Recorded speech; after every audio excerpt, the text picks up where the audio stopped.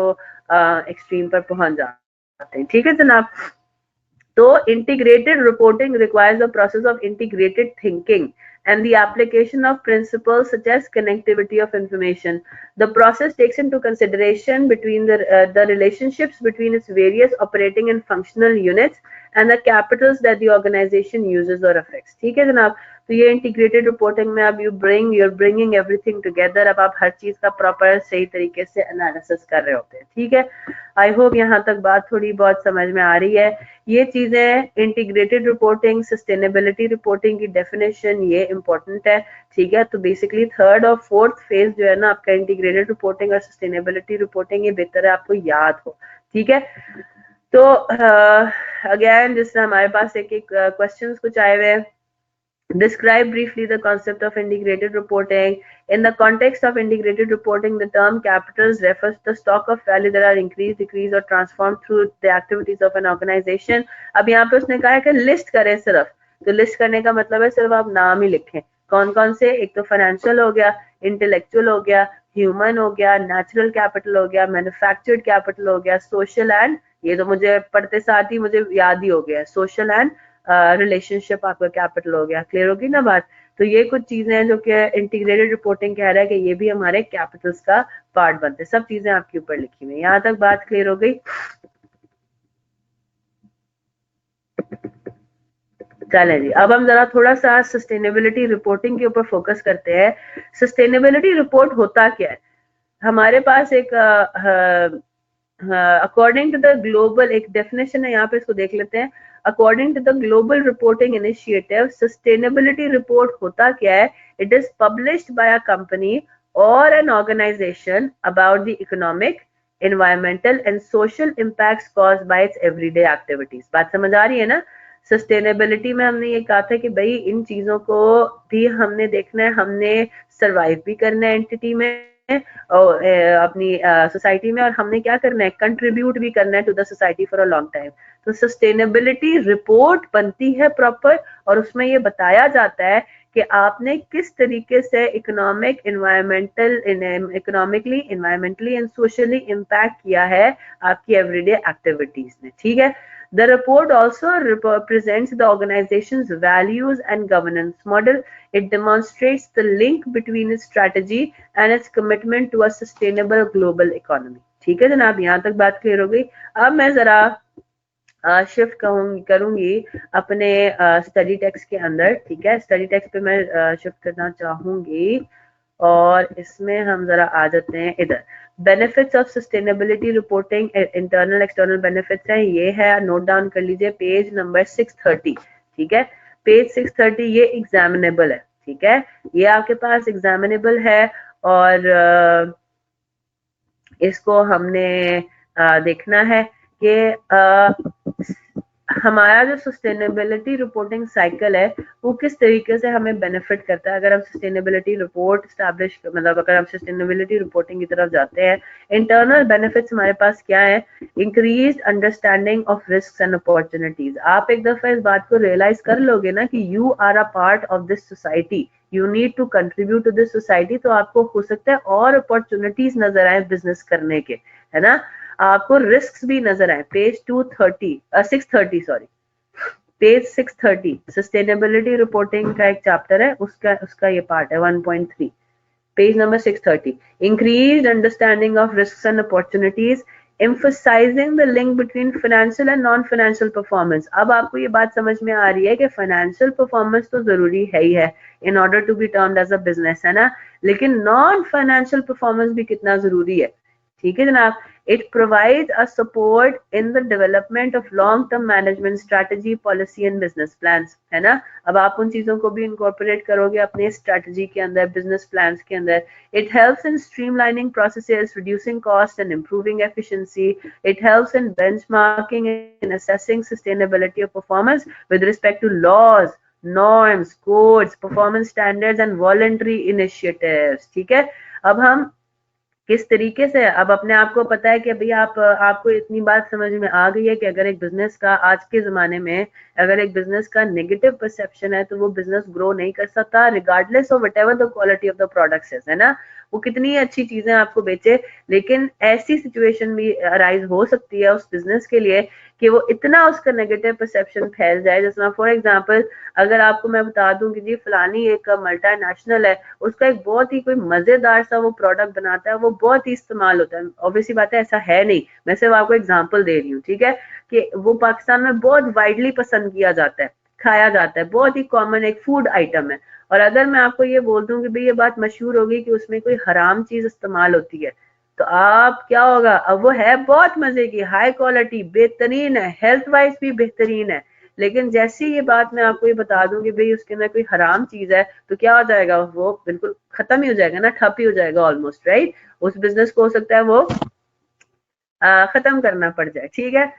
इन चीजों में we not sure about these ना, तो इसलिए मैं कुछ कह नहीं रही, ठीक है जनाब, लेकिन ऑब्वियसली बात है इस तरह से होता रहता है ना। हाँ, सारे जो है वो डंडे सोटे लेके पहुंच जाएंगे, आग लगा देंगे हर चीज को, है ना, जज्बाती हो जाते हैं एक तो हम लोग, है ना। तो ये सब यू गेटिंग द पॉइंट। तो अब आपको ये बात पता है कि सस्टेनेबिलिटी का ताल्लुक performance with respect to laws, norms, norms मतलब एथिक्स हो गए, है ना, रिलीजियस उसमें भी मेंटालिटी, माइंडसेट वगैरह सब चीजें आ जाती हैं, codes, performance standards, voluntary initiatives. तो अब हमने इस चीज को अब लिंक करना शुरू कर दिया अपनी सस्टेनेबिलिटी से, तो इससे हम बेहतर ऑब्वियसली बात है सस्टेन कर सकेंगे ना, अगर हम पहले से ही इन चीजों को इनकॉर्पोरेट कर लें। It helps avoiding being implicated in publicized environmental, social and governance failures, ठीक है। It helps in comparing performance internally and between organizations and sectors.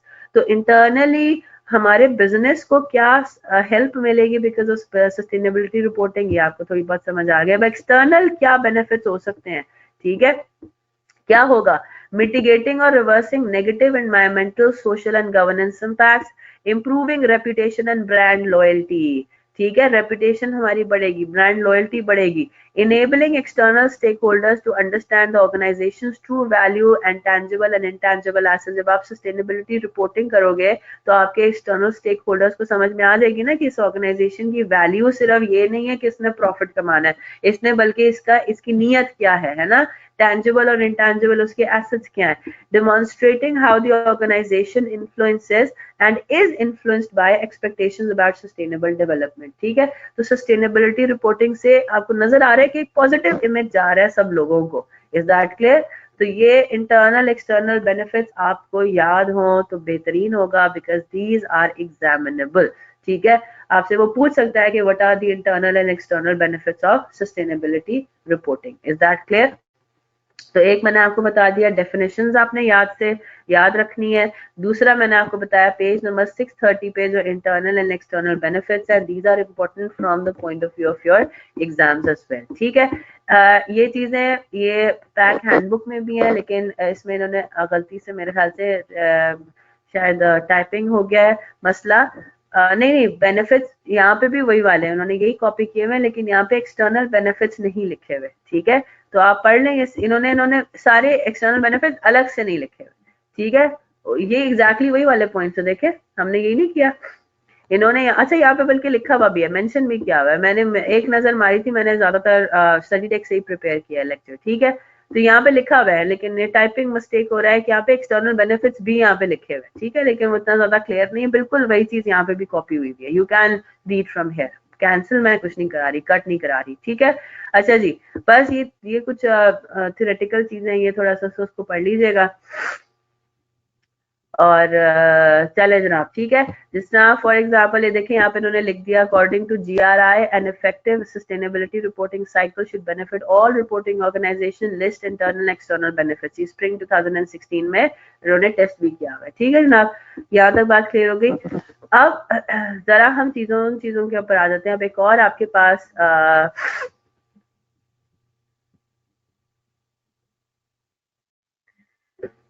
Important examinable area अब आपके पास एक और क्या है, वो अब आपने खुद पढ़ना है। अगेन मैं स्टडी टेक्स्ट में आपको पेजेस के रेफरेंस बता देती हूँ, ठीक है। 3-4 पेजेस है वो, ठीक है, वो आप पढ़ेंगे। वैसे तो बेहतर है कि जो अभी मैं पैक का हैंडबुक का भी एक पेज रह गया, वो भी मैं आपको कह दूंगी कि वो आप एक दफा नजर मार ले। की थीम्स एंड की कंसिडरेशन ऑफ IFAC फ्रेमवर्क, ये है पेज नंबर 633, ठीक है। 633 से लेके एंड तक, 633, 634, 635, 636, ये है 638 तक, ठीक है। 633 से लेके 638 तक ये 4-5 पेजेस बनते हैं। अब इनको समझने पे टाइम वेस्ट नहीं लगना करना, ठीक है। आपने की कंसिडरेशंस आपने याद कर लेनी है, ठीक है। अच्छा, अब इसके अंदर मैं एक एग्जांपल देती हूँ आपको, एक चीज सिर्फ अगर आइडिया लेने के लिए कि ये है क्या, ठीक है।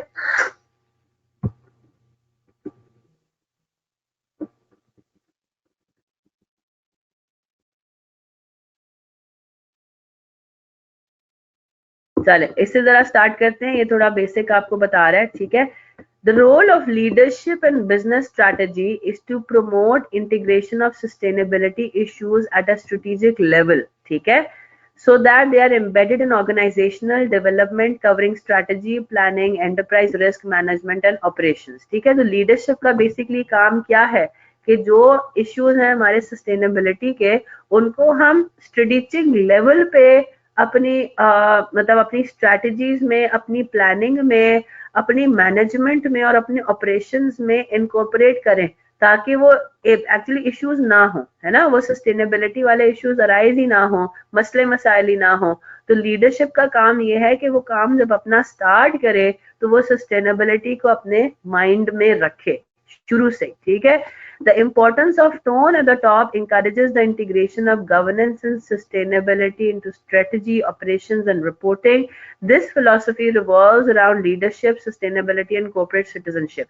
Responsible leaders कौन होते हैं? वो leaders जो कि कंपनी की responsible leaders direct company strategies and operations with a view to achieve sustainable economic, social and environmental performance. बात समझ आ गई? तो अब अगर आप एक बात करते हो, एक सीईओ है, वो बिल्कुल सिर्फ पैसे पैसे पैसे के पीछे पड़ रहा है, वो ये नहीं देख रहा कि वो इकोनॉमिक, सोशल और उसका एनवायरमेंटल परफॉर्मेंस उसकी क्या है, तो we won't really term that leader as a responsible leader. और हमें पता है कि वो ज्यादा अरसे तक चलेगा भी नहीं उसका बिजनेस, है ना। तो और वही बिजनेस सर्वाइव कर सकेगा जिनके लीडर्स जो है इस चीज को इंश्योर करते हैं कि हमारी स्ट्रैटेजीज में ना सिर्फ फाइनेंशियल हमारा बेनिफिट हो, ऑब्वियसली बात है एंटिटी को फाइनेंशियल बेनिफिट मिलना है, बल्कि economic, social and environmental performance भी हमारी बेहतरीन होनी चाहिए और वो उस चीज को अपनी स्ट्रैटेजी में इनकॉर्पोरेट भी करे, ना। अब अगर आपको पता है कि जी यहाँ पे कोई हराम चीज नहीं चलनी, तो आप ऑपरेशन हराम वाले, खाने वाले वो नहीं करोगे, है ना। ऐसी बात है, इज दैट क्लियर? या चुप छुप के भी नहीं करोगे, ठीक है जनाब। क्योंकि आपको पता है कि सस्टेनेबिलिटी रिपोर्टिंग के अंदर हमें अपने सोशल इम्पैक्ट का भी ख्याल रखना है, अपनी सोशल परफॉर्मेंस का भी ख्याल रखना है, तो हम छुप के भी ऐसा कोई काम ना करें जो कि यहाँ पे नॉर्म्स के हिसाब से अनएक्सेप्टेबल हो। आई होप दैट्स क्लियर, ठीक है। यहाँ तक बात समझ आ गई सबको? अच्छा, अब मैं ये सारे कुछ एरियाज हैं, इनके की थीम्स और की कंसिडरेशंस आपने जो है वो याद रखनी है। जिस तरह एक आपका टेस्ट भी हो चुका हुआ है और वो है कौन सा, मटीरियलिटी वाला, ठीक है। आप जैसे कार्बन फुट प्रिंटिंग है, ठीक है। क्या होता है ये? आपका कितना वेस्ट बेसिकली जो आप करते हो, ठीक है, आपकी जो एंटिटी है,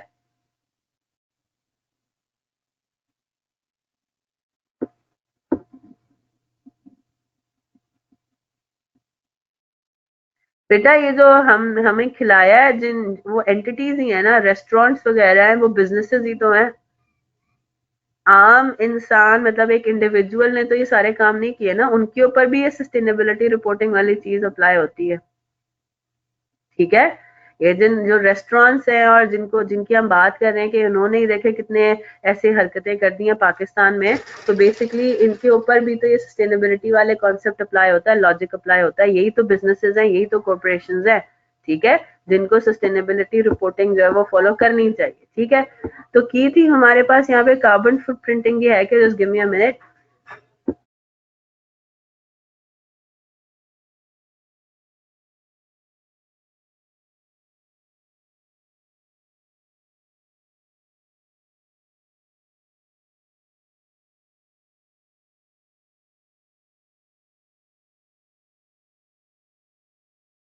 तो बेसिकली कार्बन फुट प्रिंटिंग का मतलब क्या है? कार्बन फुट प्रिंटिंग का मतलब ये होता है कि कितना हमने जो जिस तरह जो पॉइजनस गैस एमिशंस वगैरह हमने मतलब एक एंटिटी, एक मैन्युफैक्चरिंग एंटिटी खास तौर पे वो कर रही है, ठीक है, उसको उसके मेजर को हम बेसिकली क्या कहते हैं? कार्बन फुट प्रिंटिंग कहते हैं, ठीक है जनाब।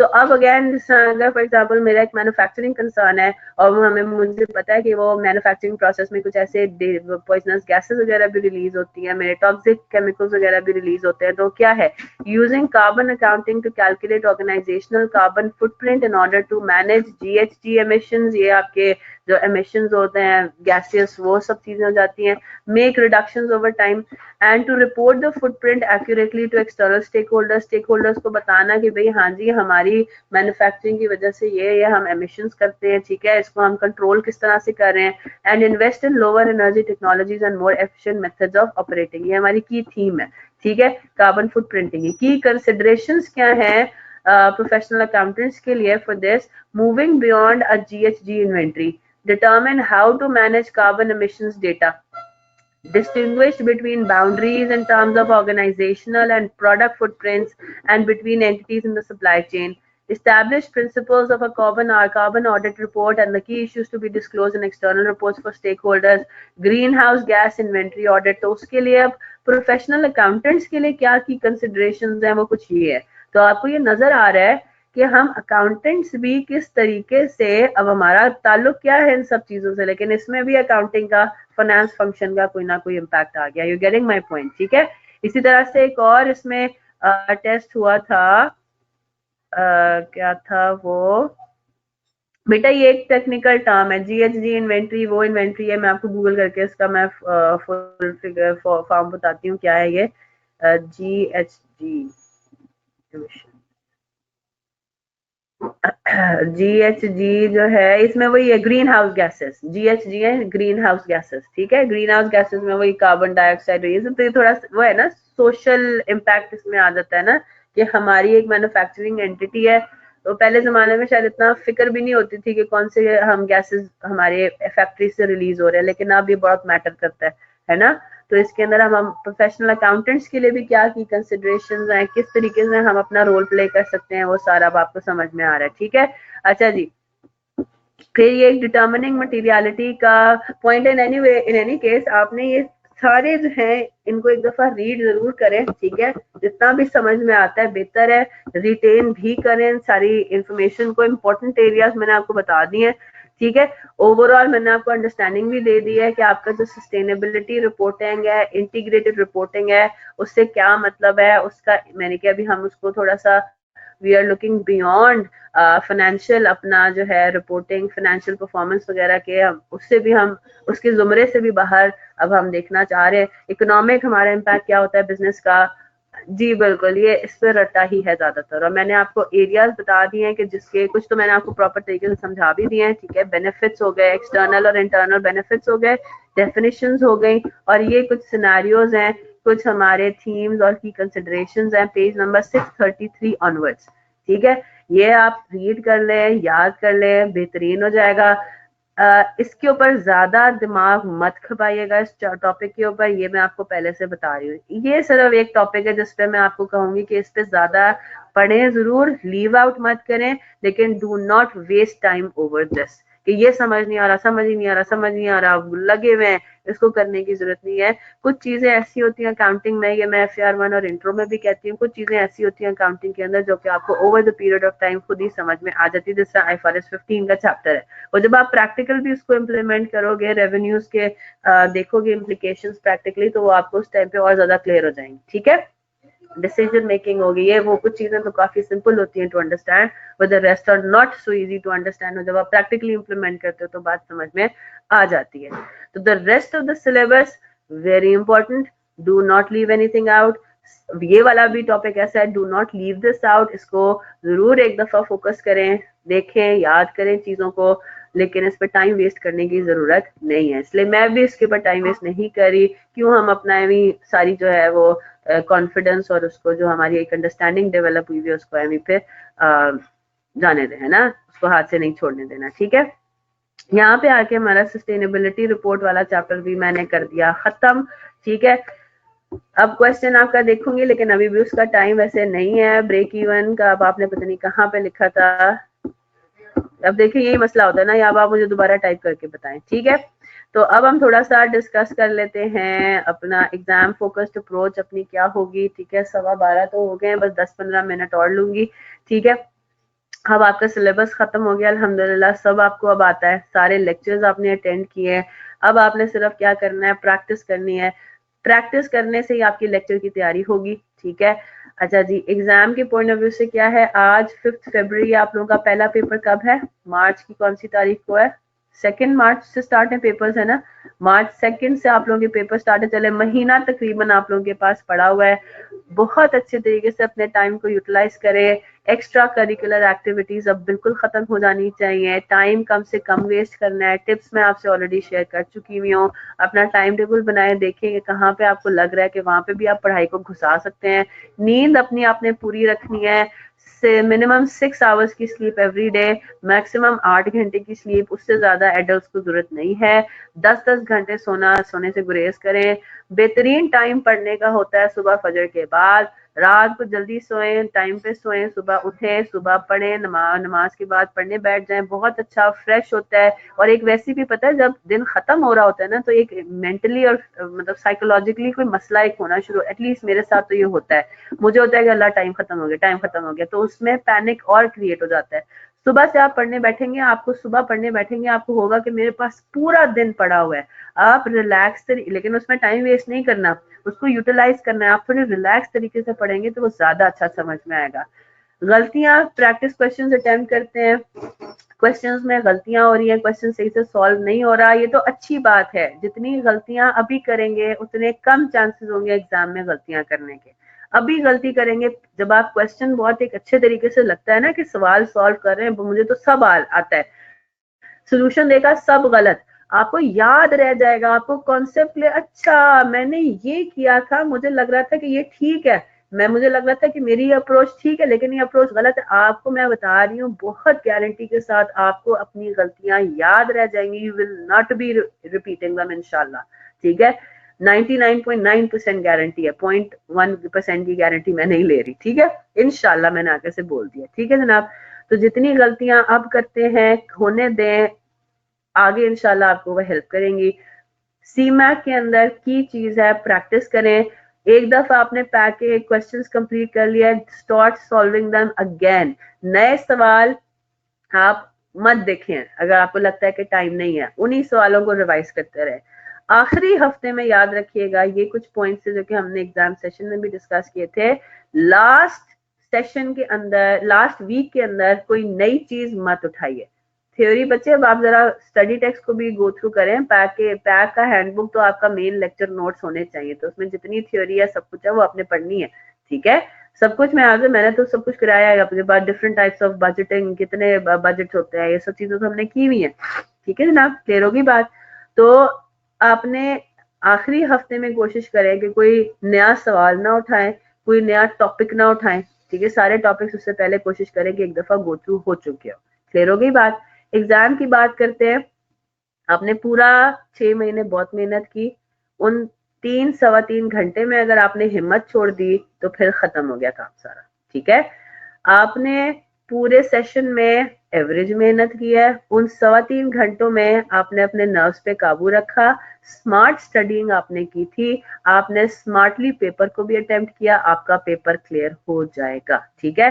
100% कोशिश करनी है पेपर अटेम्प्ट करें, क्योंकि 100% या 80% पेपर अटेम्प्ट करेंगे या 70% पेपर अटेम्प्ट करेंगे तो ही 50% मार्क्स आने के चांसेस हैं। 50% पेपर अटेम्प्ट किया, बाकी 50% छोड़ दिया, तो क्या होगा, 50% में लाजमी मार्क्स कटने ही कटने हैं।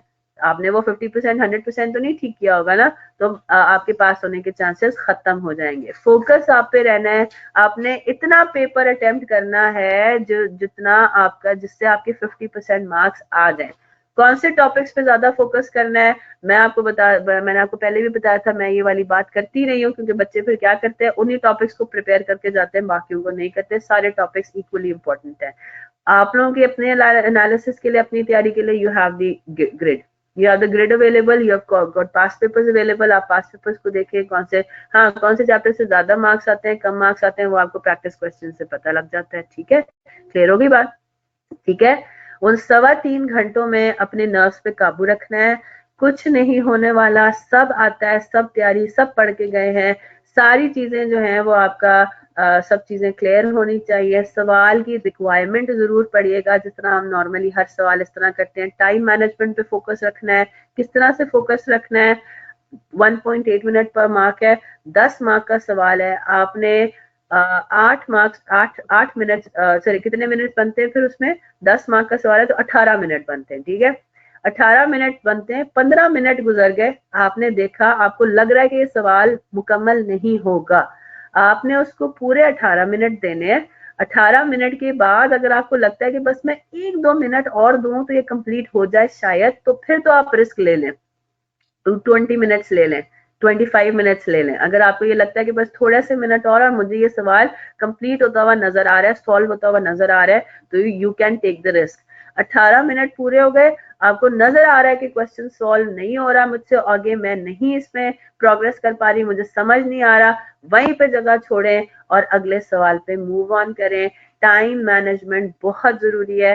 टाइम आपने हर थोड़ी थोड़ी देर के बाद चेक करते रहना है। ये नहीं करना कि एक दफा सर झुका के जो पेपर सॉल्व करना शुरू किया तो बस जब वो एग्जाम जो है वो इन्विजिलेटर बोलते हैं कि जी 15 मिनट्स लेफ्ट, तभी आपने सर उठा के देखा है ये टाइम कहाँ गुजर गया। You need to keep a check. अपने पास एक वॉच रखें, सामने भी वॉचेस लगी होती है हर जगह एग्जाम हॉल में, हर थोड़ी थोड़ी जगह पे उन्होंने लगाई हुई होती है। 15 मिनट्स को किस तरह से यूज करें? 15 मिनट्स आपने पेपर को रीड करने में लगाना है। कितने सवाल होते हैं? जितने सवाल होते हैं 15 मिनट में आराम से आप रीड कर सकते हो। 15 मिनट में आपने सवाल रीड किया, सवाल रीड करने से पता लग जाता है कि हम कितने पानी में है ना। समझ आ गई ना बात? एक सवाल रीड किया, अपने दिमाग में उसको मेंटली कैलकुलेट भी करते रहते हैं ना कि अच्छा ये होगा ये होगा, पता लग जाता है कि सवाल मुश्किल लग रहा है आसान लग रहा है। हालांकि ऐसा 100% सही नहीं है, कभी कभार ऐसा होता है कि रीड करने पे वो मुश्किल लग रहा होता है, सॉल्व करने आते हैं जब पेपर पे लिखने आते हैं तो फिर वो आसान हो जाता है, ऐसी बात नहीं है। लेकिन काफी हद तक आइडिया जरूर हो जाता है रीड करने से।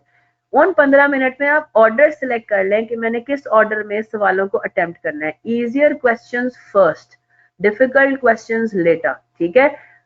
मार्क्स के ऊपर फोकस नहीं करना, बड़े सवाल को पहले अटेम्प्ट कर लो, छोटे सवालों को बाद में। Easier questions first, difficult questions later. हर सवाल नए पेज से शुरू करें।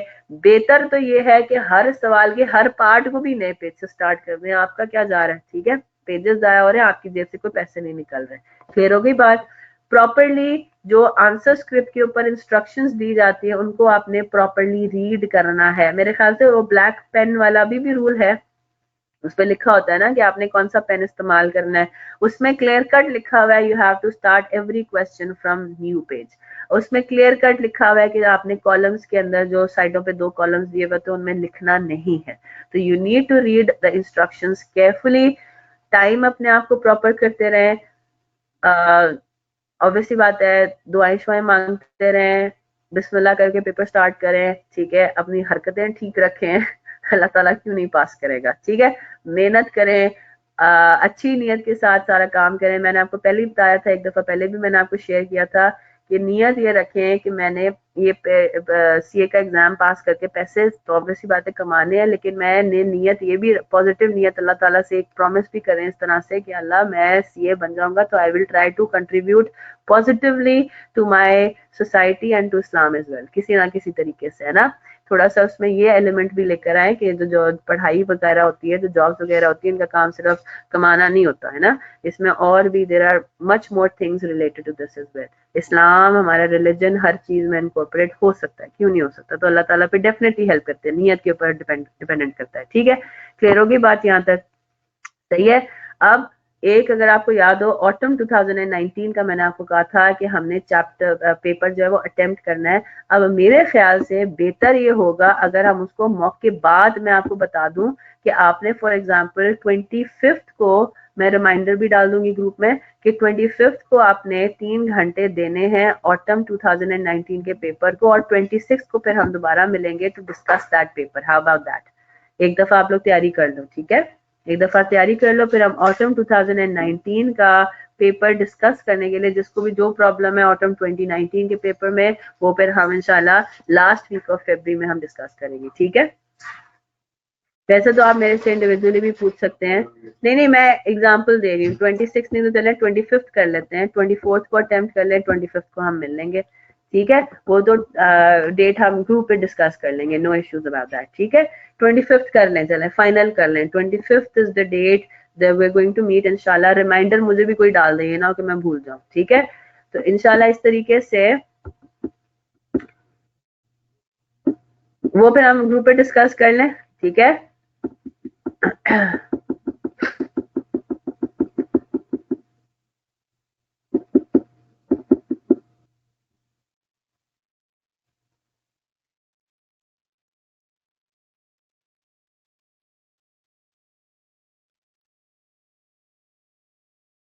अच्छा अनस, आपका जो ब्रेक इवन का सवाल है वो कौन सा सवाल है? आप मुझे भेजें तो सही ग्रुप में, जब मुझे व्हाट्सएप करें कि भाई ये वाला सवाल है, मुझे ऐसे कैसे पता चलेगा? कंट्रीब्यूशन मार्जिन पर यूनिट निकालने के लिए हो सकता है कोई डिफरेंट तरीका भी हो।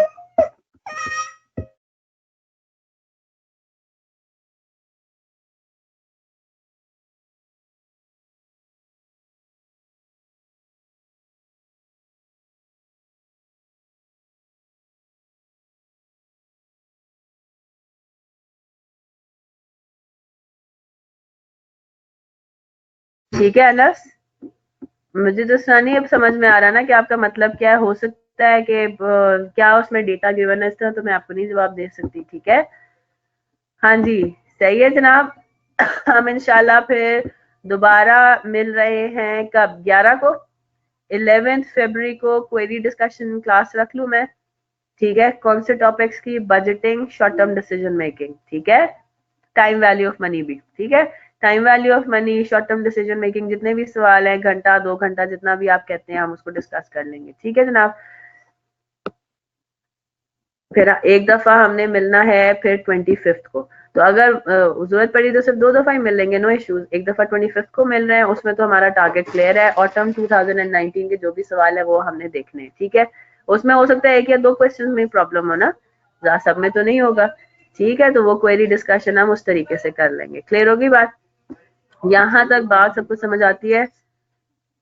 और हाँ, मॉक डिस्कशन क्लास भी है, वो फिर हम देख लेंगे। वो तो जो मुझे पैक वाले कहेंगे मैं उसी हिसाब से वो आपको ग्रुप में बता देंगे, पैक वाले। ठीक है, वो तो ऑफिशियल क्लास होगी ना। ये जो 2 क्लासेस हम अभी डिसाइड कर रहे हैं, 11 को और 25 को, ये अनऑफिशियल क्लासेस हैं, ये मैं खुद अपनी तरफ से लगा रही हूँ। ठीक है, मॉक डिस्कशन क्लास तो ऑफिशियल क्लासेस होती है। ठीक है जनाब। अच्छा जी, तो 11th को हम बजटिंग क्वेरी डिस्कशन क्लास है बेटा, budgeting, short term decision making, time value of money. ठीक है, ये इन सब चीजों की इंशाल्लाह हम डिस्कशन करेंगे। टाइमिंग हम रखेंगे 11 से 1। ठीक है, सुबह ही रखेंगे 11 से 1। ठीक है, 11 to 1 हम क्लास रख लेते हैं 11 फरवरी को। तो यू गॉट अबाउट रफली अबाउट अ वीक, इसमें सॉल्व करें टॉपिक्स और लेकर आए क्वेरीज। ठीक है, बेहतर है कि आप 11 से पहले ही मुझे 10th तक जो है वो अपने क्वेश्चंस भेज दें, ताकि मैं एक दफा मैं भी उनको नजर मार लूं और मैं फौरन से जो है वो आपको जवाब उनके देती रहूं। ठीक है, क्योंकि वैसे तो मुझे भी कई बार टाइम लगता है पढ़ने में, फिर समझने में, फिर जवाब देने में। ठीक है, चलें जी, ठीक है ना। तो this brings an end to, अल्हम्दुलिल्लाह, an end to our session. बड़ा अच्छा लगा आप सबसे इस सेशन में इंटरेक्ट करके।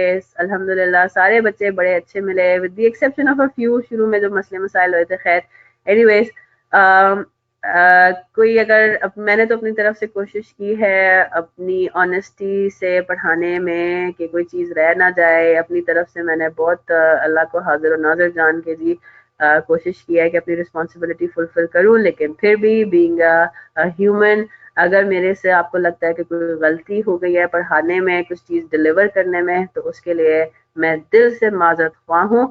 और इसके अलावा अगर कुछ वैसी बात मैंने बोली हो मजाक में या सीरियसली भी जो आपको बुरा लगा हो, उसके लिए भी I am really sorry for that. अभी से ही मैं सॉरी कर रही हूँ। ठीक है, और बाकी ये है कि hope to see you guys again, but in some other subject, not in C mac again. अल्लाह ना करे मुझे आप लोगों के नाम यहाँ पे लिस्ट में नजर आए दोबारा।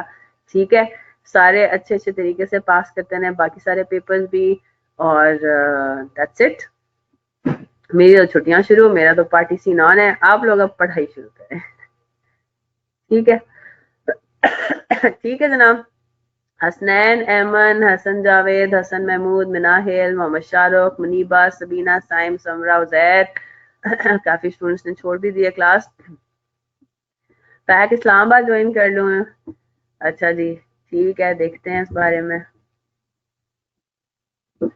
नहीं जनाब शाहरुख, ऐसी कोई बात नहीं है, आप लोगों की तरफ से तो कोई मसला ही नहीं हुआ। माशाल्लाह से you guys were very nice students, बहुत अच्छे बच्चे थे आप लोग, तमीज़दार, अच्छा रिस्पांस देने वाले। I am really happy with this. Her her class से बंदा खुश नहीं होता, टीचर्स खुश नहीं होते, कुछ क्लासेस ऐसी भी होती हैं, सेक्शंस ऐसे भी होते हैं जिनसे थोड़ा सा टीचर्स भी अपसेट होते हैं, but I am very happy with your section, ये जो ऑनलाइन का था हमारी क्लास थी। चले जनाब, दुआओं में याद रखिएगा। आई होप जब आप सीए बन जाएंगे तो मुझे नहीं भूलेंगे, जैसा मैं अपने टीचर्स को नहीं भूलती, याद रखती हूँ दुआ में भी, तो आई होप आप लोग भी मुझे अपनी दुआ में याद रखें। क्या पता किसी की दुआ की वजह से मेरी बख्शिश हो जाए। ठीक है, अपना ढेर सारा ख्याल रखिएगा। वैसे तो हम मिलेंगे इंशाल्लाह दोबारा, 2-3 दफा हमारी एक्सपेक्टेड है मुलाकातें। ठीक है, और कांटेक्ट में रहिएगा।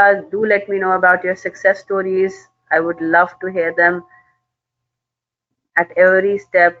मेरी तरफ से दुआएं हैं। किसी को फेलियर होती है उसके लिए भी आई विल बी अवेलेबल, खुदा ना खास्ता। ठीक है, फेलियर्स आते रहते हैं लाइफ में, इसलिए दिल हारना नहीं है। ठीक है, चलें जनाब, इंशाल्लाह अब मुलाकात होगी सिर्फ क्वेरी डिस्कशन क्लासेस में। कल मुलाकात हमारी नहीं होगी। जब तक अगली मुलाकात होती है, till then take care of yourselves. जी जनाब, व्हाट्सएप पे मैं एक्टिव रहूंगी, लेकिन अभी मैंने आपको बताया कि because I got a few personal commitments, तो उसकी वजह से मतलब रेडिली एक्टिव नहीं होंगी। I will try to answer as soon as possible. ठीक है, चलें, अल्लाह हाफिज।